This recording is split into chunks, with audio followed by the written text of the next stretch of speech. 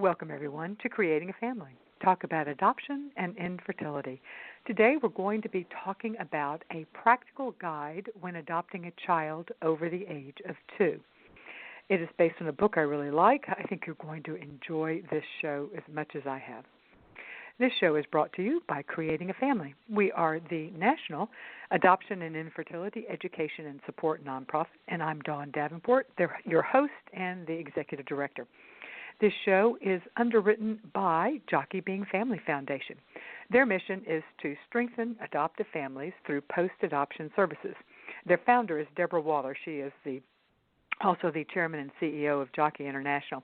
And she has a saying I really like: one failed adoption is one too many. You can support their mission by buying a bear or a blanket at their website, jockeybeingfamily.com. As we tell you each week, and we mean it, this show would not exist without the support of our partners.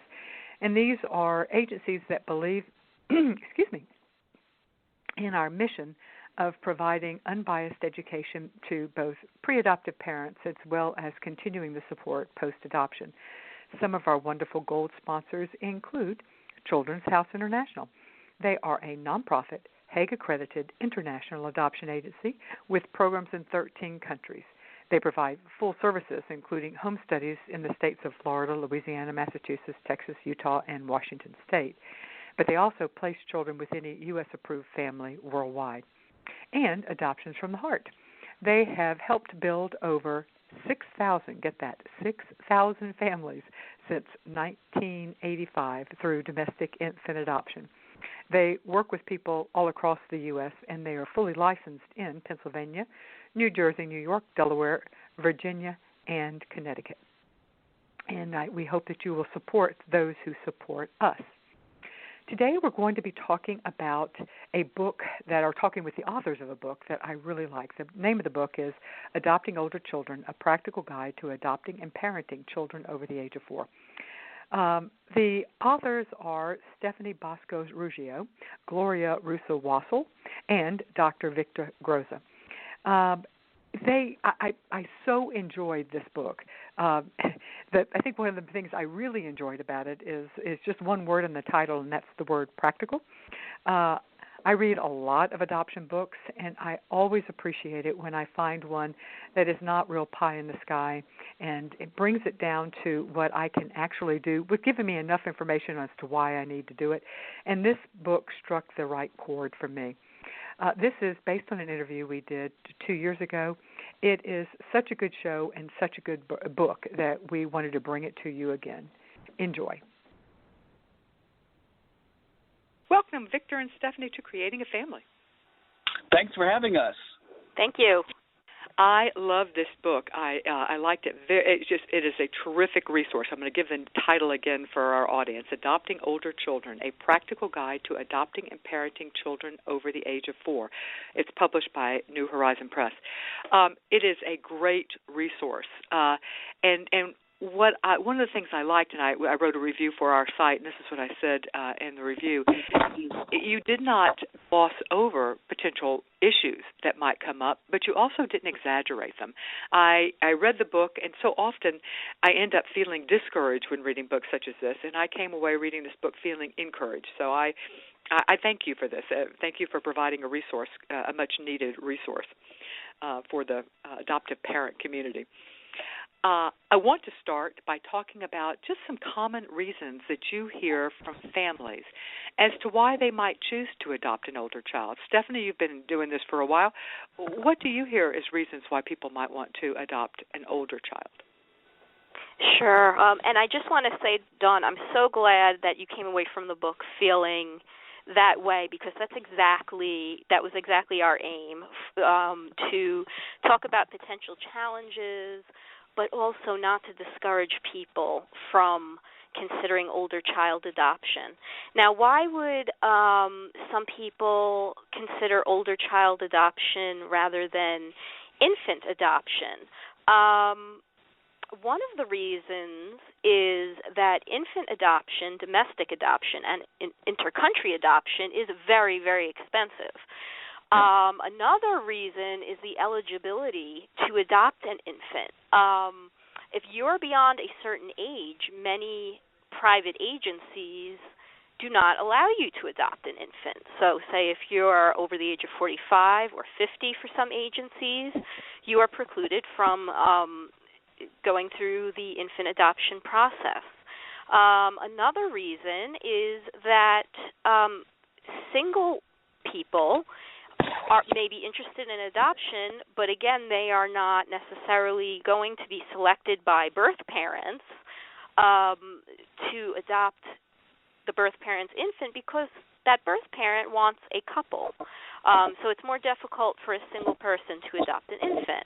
For all of these reasons, people may consider older child adoption, but also just for the fact that people have great hearts and they realize that there are so many children in foster care and even abroad who are a little bit older. And when we say we do call for an older, because infant adoption typically is newborns or maybe a little bit old, most of the time newborns. But you're getting more into the older adoption. People may think only teenagers, but actually we're thinking, grade school, middle school, high school age. Some people are just, they have a calling to adopt domestically or from abroad because they know how many children need families. Yeah, I think that it's important to note exactly, just to reiterate what you said, the greatest need in the United States for families is in foster care adoption is for children really over the age of 6. And quite frankly, in most international adoptions now, it's quite hard to get a child under the age of 2. You can get a toddler for many countries, but if you have an affinity for a country or for whatever reason want to adopt internationally, your child is likely, it would not be at all surprising to have a child 4 and over. That's just kind of the nature now of the beast. I want to move to talking about the transition period when you're adopting an older child, and it seems like it's vastly different depending on whether you're adopting a child from foster care or if you're adopting internationally, and if you're adopting from foster care, whether you are the child's current foster family, in other words, whether the child's already living with you. So let's kind of talk. What I want to do is give some tips for families, because some of our audience will be considering adopting and have not yet adopted, and others will be already adopting parents. So for those who are considering it or are brand new and are just in the process, let's get some tips for that transition period when you've got an older child who, and let's start by saying either foster care or internationally, where the child has not been living in your home. Well, actually, let's break it up, because usually if you're adopting an older child through foster care, you're going to have you're going to be given transition time. So let's talk about that first. And Victor, I'd like for you to talk to us about that, but we're going to talk primarily at the beginning about foster care, where the child is transitioning into your home but is not currently living in your home. Thoughts on how parents can help the child make that transition, and how they can help their other children and their family make that transition? Yeah, great question. So one of the things that we recommend is that when you start the visitation, that it be in the child's space, that you go to where the child's currently residing, or the children, and that you really get to know their routines. You see kind of where they live, what's familiar to them, the kinds of things that they like to play with, the kinds of foods that they like to eat, and that you really begin to understand what the daily routine of that child is in the family that they're currently living, or the situation that they're living in, and that you try to build some of those same things back into the family that you're in. So you start that transition by going to where the child is, and then you can go to like a kind of a mutual space that's not in your family, but maybe like in a park or maybe at a fast food restaurant or someplace. But that visitation becomes really important, so the child becomes familiar with the new situation. So I think that's one of the key things, is to know the child's routine. And that's a great idea. So you start in their space, then you gradually move to a neutral space, park, fast food restaurant with a play area, whatever. and then move to your home. Would that be the general transition? That's usually the transition, and it's the best plan if you can make it. And that you then increase visitation. So maybe the first visit is just a quick in and out, and the second visit is a couple hours, and then the third visit is longer period of time, and so you kind of extend it because you don't want this transition to be another trauma to the child. You want it to be thoughtful, planful from the child's perspective, not from the adults. What happens often is adults get so excited about this placement happening that they want to accelerate it. And it may be good for them, but it may not be in the best interest of the child. So you have to be very thoughtful about that process and not let your excitement and your feelings overwhelm good planning. Stephanie, anything to add to tips for when transitioning in foster care where the child is not living in your home? I think Victor hit on the major points. I think that you can talk to the foster parents to get a sense of how the child has been doing in their home. Mm-hmm. I think the other thing I would add is that try to get as much information as possible. One of the things that I really appreciated Stephanie's perspective is we want to make it realistic but not fatalistic when you're getting information. And so one of the things you have to realize is some information that you want may not be available. It may not be known. But what information is available, you should try to get because that helps you prepare, at least cognitively, thinking about what has been this child's experience, what kind of issues might I encounter. And so get the written material and keep a copy for yourself so that you at least have what is known at the time that your placement about the child's history. Yeah, and what we encourage people is to get the full copy of the record, not the summary. Yes, absolutely. Get the copy. Spend some time. Pay the. They often sometimes they ask that you pay for the copy cost. It's worth it, or just go there, sit down, and spend time reading the entire file. So that's another great suggestion. Now, in international adoption, often the ideal scenario you've just talked about is not a possibility. So let's talk about an international adoption. What can we do that could mimic this, or is that even possible in most countries? And Victor, I'm going to turn to you for this one. Yeah. So one of the things I encourage families to not do is don't hire an escort. Go to the country where the child is located. Even if both parents, if you're a two-parent family, can't go, one parent should go because you want to, as much as possible, replicate that transition process. If you hire somebody to just bring the child over, you never know their context of where they've been. And again, I would follow as much as possible. It's going to be different in every country, but go to where the child's currently residing. Spend some time in that location. Figure out what foods they eat, what music they hear, what are the sights and sounds, and really don't just take the child if you can avoid it. Now, sometimes you can't. I mean, this is I'm giving you like the Cadillac version of what you can do, but you may end up with a little, bicycle and not a car at all. But I think it is important to understand their context as you transition them to your family. Yeah, you can try to the extent possible, replicate, but you also do have to be flexible because the reality is the country and the people on the ground there are going to be in charge, but you can speak up and you can do your best to try to set. All right, now we've got the child transitioned. The child has now arrived in our home. How can we set realistic expectations and routines with these newly adopted children? And I guess maybe that begs the question of, is it important, and if so, why is it important to set up routines for a newly adopted child? Well, I'm sorry. I should be directing that, Stephanie. I apologize. Stephanie, I was I'll in just my say mind. a little I had bit. directed it to you. I'll just say a little bit, and I'm sure Victor can add more. But our third co-author, Gloria, always talks about the importance of absolutely setting routines. The child has been through so much, possibly moving from foster home to foster home. And now being adopted, that routine helps provide stability in their life and helps them have some expectations as to what family life is like in their new home.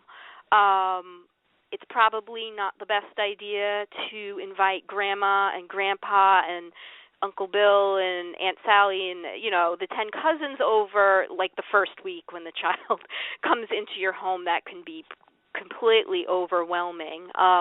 People talk about a honeymoon period where children are at their best behavior when they first come into the home. They perhaps don't want to be seen as a troublemaker that is going to be sent away again, have to go to another home, or the adoption will be canceled or something, whatever their thought process is. And then very often things, as they become more comfortable, actually some of the behavioral issues come into play. But that routine goes far in helping smooth things out in the beginning. And I've heard people suggest that it's important to prepare the siblings, their new siblings, if you have children by birth already in the home or other adopted children, prepare them for the child coming home and actually maybe have them correspond with the child before they come home to show how welcome they will be and how their new siblings are looking forward to their arrival and develop that relationship. So anything that can be done to make those first few months smoother and easier for the child are very important. What we sometimes hear, Victor, what we sometimes hear from people is that, I'm just not a routine-oriented person. I'm just the spontaneous type. I find routines to be a straitjacket. What would you tell the parents who, and I get that, what would you tell to the adoptive parents who are the more spontaneous type, who feel like they would be chafing at the restrictions of routines? Victor? Well, I would say welcome to parenthood. Parenthood and child and raising children, it can be chaotic, but it has to be chaotic within a structure. And they may chafe at it, but this is not about them. This is about what children do better at. And children do better with predictability and transparency. And so I'm a big proponent of putting up what are the rules, what's the routine, using a token economy where you give them stars for doing what you want them to do in the morning. And it could be very mundane things like get out of bed on time, brush your teeth. Anything that a parent expects should be very explicit and clear and written in a way that children can see it and children begin to understand what's the routine in the family. When you say routine, when you say make it explicit, give us some. If you've got a 5-year-old who is pre-literate, give us, or a child adopted from abroad who doesn't speak our language. How can you make your routines and expectations? Great question. Pictures. Kids, you don't need to use language. You can just use a picture of somebody getting out of bed, of somebody brushing their teeth, of somebody combing their hair, somebody getting into the shower. So I think even pre-literate children respond to pictures and know that this is the way it's going to be every day, that this is the house I'm in, these are the way I'm supposed to behave in this house. Now, that can be negotiated later, but I think at the beginning it wants to be pretty consistent and clear because you want to have a successful transition as children kind of know what you expect. Many parents will take off initially, but then they have to go to work. And so that's an anxiety-producing time for children. What am I going to do when you go to work? Who's going to take care of me? Where do I go? And so, taking kids to the people who are going to care for them if you're hiring somebody to care for them. If they're going to a school and it's a new school, before they actually get there, taking them to the school. So I think there's lots of things that you can do that are not verbal, but you have to really prepare for adopting older children. And older children need structure and routine. And I always believe that even the parents who are the spontaneous ones who are convinced that they would really struggle with setting up a routine, adopting an older child is a stressful situation for them as well. And I find that they also thrive with a routine. And it doesn't have to be forever. You can revert some to a little more loosey-goosey once you've set it up. Absolutely. We have a question from Rhonda. She says, we are in the process of adopting a 9-year-old. He has been in foster care twice, and his parental rights will be terminated soon. He is not living with us now. He has lived with his bio mom, his grandmother, an aunt, and a friend of the family for most of his life. It doesn't sound like he's ever had a consistent parent/mother figure and has never had a father figure. He has been in his current foster placement for 6 months, and they report that he is more like a visitor, but his behavior is fine. He knows that it is not permanent. I would love some advice on what to expect and how to teach him what it means to have a parent. I'd like to hear both of your thoughts on this question from Rhonda, but let's start with you, Stephanie. A child who has never had parents and has not lived in a structured family environment. How do we help the child understand his role and your role?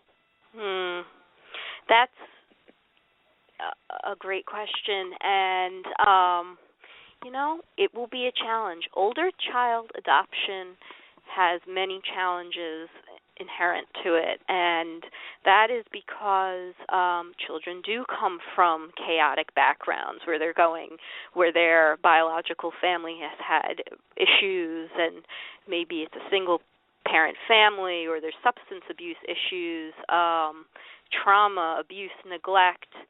I don't know the specifics of this particular situation, but in terms of transitioning them into a more stable family situation, again, I think routines and talking to other parents who've been through this.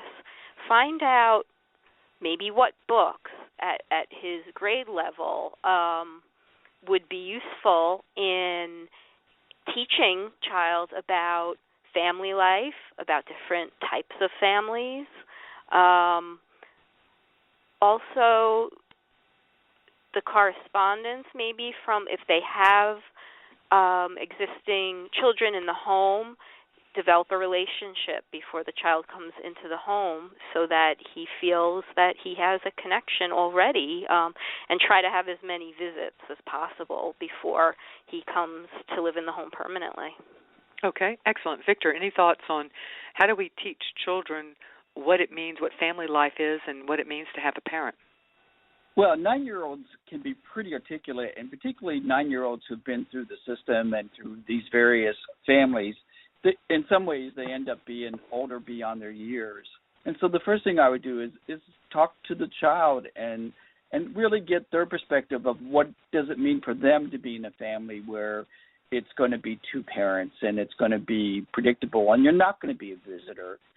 This is we want to make a commitment to you and say, what do they expect and how's it going to be different for them? I mean, I would really, not assume that the child's not aware. The child, 9 years old, is very aware about what's going on. And, it's about opening up a conversation at a level that they understand and being open to listening to what they think about what a family is and how your family may be different. I really love family life books that before children move in, that they get pictures and the family prepares that who we are as a family and that you kind of go through the family book with them that says, okay, this is where your bedroom's going to be and here's where your school is. And I think those kind of really concrete things help children build a connection as they make the transition into the new family. One of the things that we often hear, not often, but we on occasion hear from families who have adopted older children, either from foster care or internationally, is a lack of understanding from their family and their friends on why they would want to adopt an older child, or a lot of unsolicited advice on how you need to, or why you shouldn't do it. So one of the questions that comes up is, what are some tips for preparing our family and our friends for our decision to do this, and to prepare them also for some of the realities without scaring them, but also giving them a heads up. Let's start with you, Victor, on that one. Well, one of the things, you'll be out in public and people will look at you, and if they see that obviously there's a difference, so they may actually bring up the conversation. It's really good to be prepared to have the list of 4 or 5 things that you would say in response to people's questions, like how much did they cost, or why would you adopt an older child? And so I think every family is going to have to answer this differently, but it could be as simple as saying, my heart was open to this child who needed a family. It could be as simple as that. You can also use it as an opportunity just to educate people that there are thousands of children waiting for a family, and this is the child that touched our hearts and that we opened our lives to because this child needed us, and we needed them. It's a mutual kind of relationship. So I think families need to rehearse in their head and even write down the top 5 questions that you think people may ask and how you're going to respond to it, so that you do it in a very unemotional but factual way. Both educates people but also kind of protects you and your child who may get questioned inappropriately sometimes from people who just don't have, I think, good social skills. What about beforehand, when your family is negative? One would hope that if the child is there and present during this conversation, that would not happen. But beforehand, getting negative responses. Any thoughts on that, Stephanie? Yeah, we interviewed about 15, 20 families for the book, and I did hear unfortunate stories of people who received judgment from close families and friends about their decision to adopt a child of a different race. I can imagine there might be judgment in some families if you decide to adopt a child that is gay or lesbian. This is unfortunate, but people have to sort of brace themselves for possibly receiving such judgmental attitudes or even ignorant attitudes from people who are very close to them. In some situations, you may even want to put that friendship on hold or that family relationship on hold, or maybe you find that you don't want to have that relationship anymore because the person is just not supportive of your decision. And once you decide, and once that child is in your home and is your child, that child comes first. And you do not want family or friends having attitudes that will further jeopardize the child's feeling of security. They've gone through so much already. I would think most friends and family who are questioning your decision will come around once they learn more about older child adoption and your decision. Absolutely.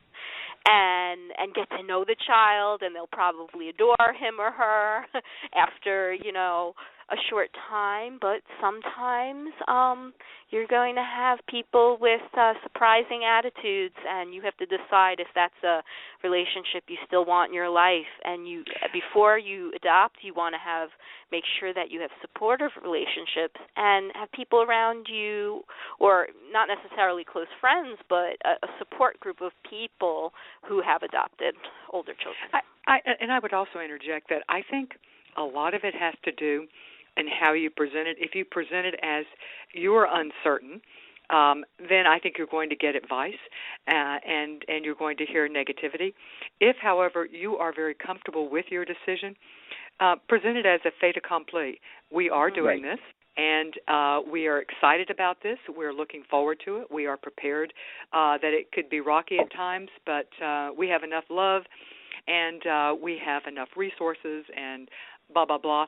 And then to just say thank you for your input and move on. Say thank you for your input, but we are doing this, and I hope you come on board. I think a lot, if we feel, if they see an opening, they're doing it because they love us most of the time, and so knowing that they're coming from a place of love, but also ignorance. Right. It doesn't hurt. You are listening to Creating a Family, talk about adoption and infertility. We are so glad to have you with us on this show talking about older child adoption. We primarily keep in touch with our audience through our weekly e-newsletter.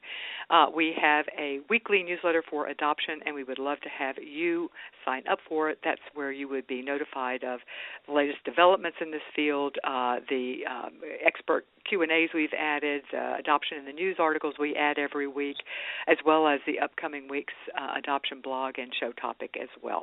You can sign up for our weekly newsletter on the top right side of any page of our website, creatingafamily.org. Here is a question we got from, I'm not going to use her name. She asked not to. She said, we adopted our 6-year-old daughter last year. I could use some help in navigating contact with previous foster family and birth family. Is it in my child's best interest? And we have another question that's very long, but it was along a similar line in asking if the child's behavior goes downhill after each visit. What is that an indication of, and is openness always in the child's best interest, and just kind of in general questions about what to do when it appears that the child is not handling the contact well. So let's talk just briefly here about openness in general. With international adoption of older children, it's usually not an option. It is not always an option in adopting from foster care, but it can be. Sometimes it's with previous foster families, sometimes it is with grandparents or with siblings, and sometimes it's with birth parents themselves. Victor, thoughts on this about navigating whether or not to have contact and how to know when it's in your child's best interest? Yeah. So let me just talk about when kids behave badly after a visit. I think that one of the things you have to keep in mind is that the language of children is their behavior. And they're behaving badly because it's really demonstrating the loss of a significant attachment. And so it doesn't surprise me that if children go visit somebody that they're really connected to and they come back and behave badly, it's really letting you know that that's a significant relationship and they're having trouble navigating how to stay connected and how to be back in your family. There are situations where it's not in the child's best interest to have an openness. For example, if the child can't be safe, or if either emotionally or physically, then that's not a place to have an open relationship. But by and large, if a child has a significant attachment to a relative, a sibling, another foster family, it is usually in their best interest to maintain that attachment on some level, because children have already experienced so much loss, and we don't want to compound the losses that they've already had by cutting off other significant attachment people. But you have to help them learn how to manage that, and begin to adapt, help them develop strategies about talking about how they're feeling rather than just acting out how they're feeling. By and large, I'm a real proponent of more openness in adoption. And in fact, in most of the work that I've done in the research, over time, you see adoptive parents wanting even more openness because they really recognize how important it is both to the child and the family to maintain those significant connections. Something you said there about maintain openness on some level. And I think that may be something that parents would need to consider if the child is struggling with not being able to manage, but to consider different levels of openness that can be expanded as the child matures and as the child gets better able to use language and not words. Stephanie, give us briefly some ideas of different ways that openness can look, other than what I think the general public usually thinks, which is an actual visit. And I just want to say that the adoptive parents have control over contact. It's their decision once they're the legal parents of the child. It's not a matter of the birth parent saying, I require a certain amount of visits before this person can adopt my child. They don't have a say in foster care. In foster care adoptions. In infant adoptions, birth parents can, they have the ability to select the adoptive parents of their child, and a criteria of selecting a particular couple might be that it is an open adoption, and professionals definitely are encouraging open adoption more. But you're definitely right. The adoptive parent's choice, and just some different ways that I've seen people do it is through video chat, right. Skype, telephone, Facebook. I'm not encouraging people to have their young children to have Facebook accounts, but parents keeping up with other the openness be between the adults in the relationship, not the child. That's right. And that's another, and that can be done through, there's a lot of creative ways to do that via the social media as well as old-fashioned ways of just emailing and things like that. And those may be some things that people would want to consider with the goal that as the child becomes better able to handle the contact, that it would be important for them, perhaps. Again, the safety being a major issue. Exchange of gifts or photos might be another way. Or just having birth parents attend significant milestone events. Oh, that's another one, yeah. Concerts or graduations. Excellent. Okay, good. Now, let's move to talking about some, you have a section in your book, and it's actually throughout the book. There are many places where you talk about this, but parenting tips for raising adopted children, and in particular with an eye towards children who've experienced trauma in the form of abuse or neglect. What are some tips for parents? The kind of not necessarily quick and dirty tips, but quick things, checklists that people can go through and say, okay, yeah, I could do that, I could do that, I could do that, that type of thing. Victor, let's start with you. Yeah, well, one of the things is early intervention is better. So I say get therapy early and often. It's better to err on the side of being proactive and getting some professional help rather than waiting and see if it gets better or if it gets worse. Because we have more success if we can get children and families involved much earlier in professional services. So one of the tips is, err on the side of caution and getting somebody to do an assessment and see if this child really would benefit from some professional help. And make the assumption that they probably would need it at the beginning, and that you will need it. Yeah. You need an expert. Just go in assuming it and getting it lined up. I'll come back to you, Victor. Stephanie, that's a great one. We started with therapy early and often. Okay, and I'll let you do the second one, Stephanie. Sure. Well, Gloria wrote a chapter or two on parenting approaches, and what she always emphasizes is positive parenting techniques. Punishment and techniques that you would use with your other children who are not older adoptees aren't going to work with an older adoptee. They most likely have a history, the older adoptee has a history of trauma, and you're going to need to figure out a whole different set of parenting approaches. And basically, would that be more rewarding better behavior, not punishing bad behavior? Is that a good? That's right. Yeah. Reward the behavior you want to see. That's a great one. Okay, Victor, do you have another one to give us? Absolutely. Get involved with parent support groups. The linchpin of success in adoption is to have other people who understand what you're going through, who've been there, and can give you great advice, including the professionals you should see and the professionals you should avoid. So don't isolate. Get involved with other parents, particularly adopted parents. We're going to circle around to that in the next section here about post-adoption support, but I would agree with that one. Stephanie, do you have one for us? Okay, parenting techniques. Techniques, yeah. I would say what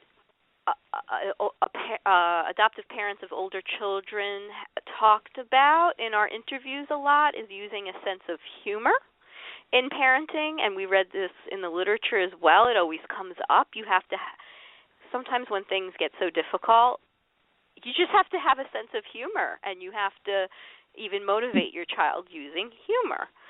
Things can get kind of dark, and if the child is going through a particular episode, remembering or reliving a past trauma, not to say that humor is a substitute for getting professional help, but just parents time and again talk about flexibility and sense of humor and creativity. Yeah. I can definitely see that as a mother of four here. Victor, a suggestion, another parenting tip. Well, learn to really be flexible. I think, humor is great, and I think Stephanie's absolutely right. Children would teach you to be flexible in ways you never imagined. And, you have to one of the things I see parents sometimes do is they try something once and it didn't work, so they do more of the same thing. Well, if it didn't work a little bit, it's not going to work a lot. And so you have to really figure out, how can I be flexible about whatever it is that's going on? And so I think the humor and the flexibility go hand in hand. Successful families are flexible families. Yeah, that's great, because I totally agree. And that's a difference between being wishy-washy or flip-floppy or whatever the correct term for that is. But if it's not working, even though it has worked before with other kids, try something else. It's not always going to be. Okay, excellent. You are listening to Creating a Family. Today we're talking about adopting older kids. Creating a Family has the largest adoption and infertility communities on the social networks, and they would be even better if you joined us. Clout, which is the online influence ranker, now ranks us as number 2 online influencer worldwide in the areas of both adoption as well as infertility. There are 3 ways to connect with us on the social networks. We primarily play around on Facebook, Pinterest, and Twitter. On Pinterest and Twitter, you can find us at Creating a Family. On Facebook, there are 3 ways to connect with us. 1, we, of course, have our Facebook page, which is Creating a Family. We also, which you can find at Facebook.com/Creating a Family. We also have a very large and very active and very supportive online support group on Facebook. It's a closed group, and you can find that at Facebook.com/groups/Creating a Family. Or to be honest, you can just type Creating a Family in the Facebook search box, and both the page and the group will pop up. You can like the page and join the group. Or you can connect with me personally, Dawn.Davenport1. All right, I want to, in the time we have remaining, talk some about post-adoption support. This is a real push for our organization, Creating a Family, and both almost selfishly, I want to pick the brains of experts like both of you on what is working and what we as an organization can do better, and then from our audience standpoint, how can they as adoptive parents tap into the support that's available? Because what we find is that if we can get our resources, let me back up a second. Creating a Family, our mission is to create resources for both education and support for adoptive families, both pre- and post-adoption. That's what we do. And all of our resources are offered without charge to the family. So we know we have great resources. The question is, how do we get them in the hands of families before they give up? Because honestly, once we find that people have thrown in the towel, it's really hard to turn the ship around at that point as to make the force there. So how can we reach families after they've adopted with our resources? Victor, any thoughts on that? Yeah, well, one of the things is, it should be their mantra, is there's no shame to ask for help. It has nothing to do with you being a parent. It has everything to do about parenting a child who has special needs because they're older. And so one of your mantras has to be, there's no shame asking for help. And we have to learn how to instill that with families as we prepare them for the adoption and as they're going through that transition as children are placed in their home is there's no shame asking for help. It should be expected. It's a normal part of the adoption experience that things are going to come up either from parenting perspective or from a child development perspective that professional help is really essential to helping navigate that transition. So we really want families to recognize that post-adoption, you should be always thinking about who can I get to help me with this child and this issue. Yeah, I like that. No shame in asking for help. We say that all the time. All right, let's start. It seems to me that roughly we can say that there are services and support available nationally and locally. Mm-hmm. Let's start on the national level. Creating a Family is a national organization, so of course that's where I'd want to start. But let's think in terms of what type of services are available for post-adoptive families, and this is we're talking about older child adoption, let's say post-adoption families who have adopted older kids. And I'd like to hear from both of you. Stephanie, thoughts on what type of services are available nationally to families? Nationally, I would suggest that, well, first of all, if parents adopt through a national private organization, they certainly should find out right off the bat what post-adoption services are available through that organization. And typically that would probably be referrals to clinical services, support groups for parents, support groups even for kids. There's adoption camps where children who've been separated through adoption can spend time with their sibling. So parents, people thinking about adoption need to do their research first and know what the organization they're adopting through has to offer to them. And they have to understand that when they need to go, and they most likely will have to get therapeutic services, that they have to go to a trauma-informed and adoption-informed clinician. Yeah, we're going to circle back to that. I want to spend some time on exactly that point. Victor, do you have any other national? I'll throw out Creating a Families. We have a adoption resource guide with probably 30 to 40 specific topics where we have extensive resources on. We have videos, we have articles, we have blogs, we have expert Q&As, we have these shows, we archive these shows, and we have resources specifically to older child adoption, special need adoption, transracial adoption. We cover some specific disabilities, raising children with trauma. We have resources on transitioning home, sleep issues, discipline, challenging behaviors, things like that. So anyway, Creating a Family has tons of resources, including an online support group. Great. Before we come off of that, Victor, any additional resources you can think of from a national level that parents can access in addition to agencies? Sure. For information, there's a Child Welfare Information Gateway. It's a free service. You can go there. Excellent. You can search for topics about that. The other place is if you're looking for treatment providers or particular techniques, the California Clearinghouse on Child Welfare really evaluates different methods of treatment.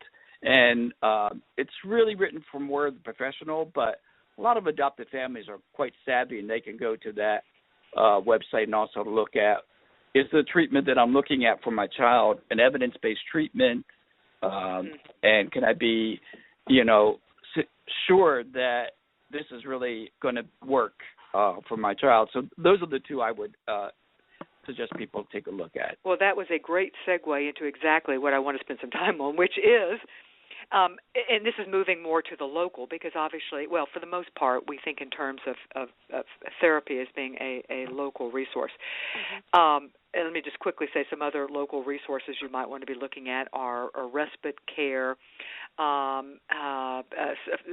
local support groups, although quite frankly those are few and far between, and particularly if you don't live in a major metropolitan area. Right.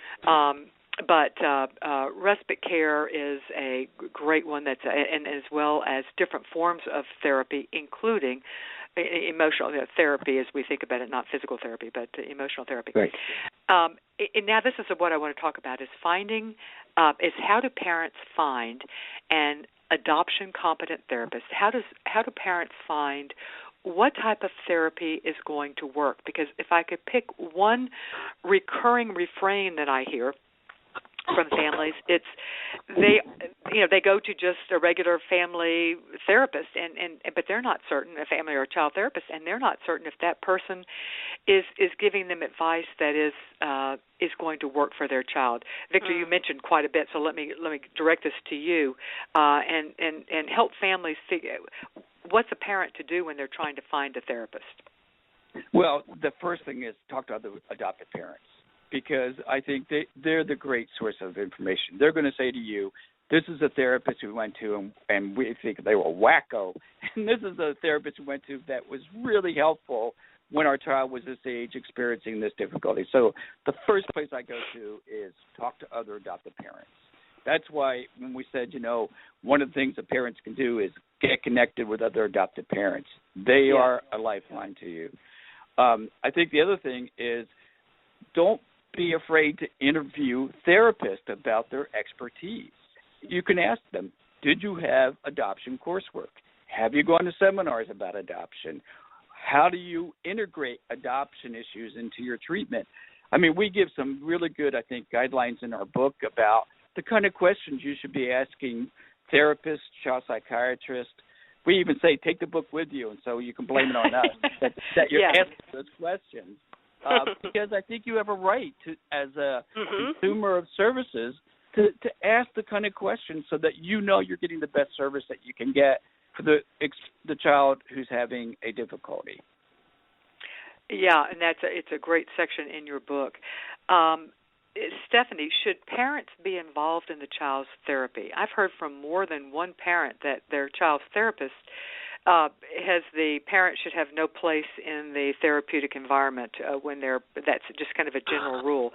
Is that a good rule to follow across the board with adoption? I'm sure there are specific cases where it would be good, but is that a good general rule to begin with adoption issues? I would say probably not, because you're probably going to want to look for a clinician that uses an evidence-based trauma treatment, and your listeners can find more information about trauma and evidence-based trauma treatments from nctsn.org, which is the National Child Traumatic Stress Network.org. And let's repeat that again. NCTSN. Which is the initials of the National Child Traumatic Stress Network, and they outline the most widely used evidence-based trauma treatments. Now, that means an intervention that's been researched and determined to be effective with children experiencing different types of trauma. And most of these interventions do involve the entire family in therapy sessions.